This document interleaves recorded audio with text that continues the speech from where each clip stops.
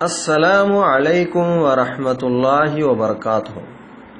నా తోటి ధార్మిక సోదరులారా, మన ఈ సమాజంలో షిర్క్, బహుదైవారాధనతో పాటు వ్యభిచారం, సారాయి, వడ్డీ, జూదం, అత్యాచారాలు ఇలా అనేక రకాల పాపాలు ప్రబలిపోయాయి.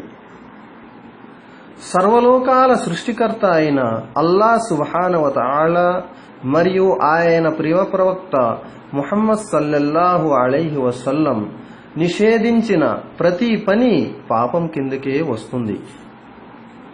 అటువంటి పాపాలకు పాల్పడే వారి యొక్క పర్యవసానాన్ని సర్వలోకాల సృష్టికర్త అయిన అల్లాహ్ సుబ్హానహు వ తఆలా దివ్య ఖురాన్లో సూరతున్ నిసా ఆయత్ నెంబర్ 14లో ఇలా సెలవిచ్చాడు: అఊజు బిల్లాహి మినష్ షైతానిర్ రజీమ్ బిస్మిల్లాహిర్ రహ్మానిర్ రహీమ్ వమన్ యఅసిల్లాహ వరసూలహు వయతఅద్ద హుదూదహు యుద్ఖిల్హు నారన్ ఖాలిదన్ ఫీహా వలహు అజాబున్ ముహీన్. మరి ఎవరైతే అల్లాహ్ మరియు ఆయన ప్రవక్త సల్లల్లాహు అలైహి వసల్లం ఎడల అవిధేయుడై ఆయన నిర్ధారించిన హద్దులను మితిమీరిపోతాడో వారిని ఆయన నరకాగ్నిలో పడవేస్తాడు. వారందులో కలకాలం పడి ఉంటారు. అవమానకరమైన శిక్ష అలాంటి వారి కోసమే.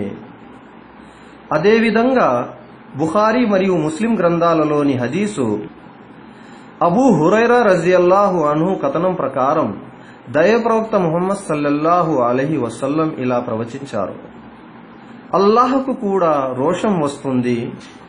మనిషి దేవుడు నిషేధించిన కార్యాలకు పాల్పడినప్పుడు ఆయనకు రోషం వస్తుంది. నా ధార్మిక సోదరులారా, అల్లాహ్ మరియు ఆయన ప్రియ ప్రవక్త ముహమ్మద్ సల్లల్లాహు అలైహి వసల్లం ఎడల అవిధేయులై పాపాలకు పాల్పడితే ఇహ పర లోకాలలో నష్టాలను చవిచూడవలసి వస్తుంది. పాపం వల్ల మనసుపై మచ్చపడుతుంది. పాపం వల్ల అల్లాహ్ దృష్టిలో చులకనైపోతాము. పాపాల వల్ల శైతాన్ దాసులైపోతాము. పాపం మనిషిని ఏమరుపాటు గురి చేస్తుంది. పాపం వల్ల ప్రశాంతతకు దూరమవుతాము.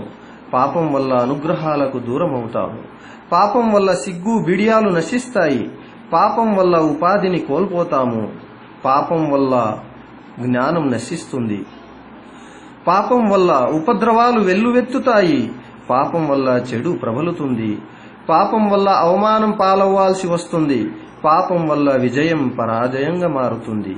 పాపం వల్ల శత్రుత్వం, ఆర్థిక మాంద్యం, దౌర్జన్యం పెరుగుతుంది. కనుక నాతోటి ప్రియ ధార్మిక సోదరులారా, ఈ పాపాల నుండి మన ప్రభువైన అల్లాహ్ సుబ్హానహు వ తఆలాను క్షమాపణ వేడుకోవాలి. ఎందుకంటే అల్లాహ్ సుబ్హానహు వ తఆలా సూరతున్ నూహ్ ఆయత్ నంబర్ 10లో ఇలా సెలవిస్తున్నాడు: ఇస్తగ్ఫిరూ రబ్బకుమ్ ఇన్నహు కాన గఫారా. క్షమాపణ కొరకై మీ ప్రభువు అల్లాహ్ను వేడుకోండి. నిశ్చయంగా ఆయన అమితంగా క్షమించేవాడు. అల్లాహ్ సుబ్హానహు వ తఆలా మనందరినీ ఇటువంటి పాపాల నుండి దూరంగా ఉండే సద్బుద్ధిని ప్రసాదించుగాక. ఆమీన్. అస్సలాము అలైకుం వరహ్మతుల్లాహి వబర్కాతుహు.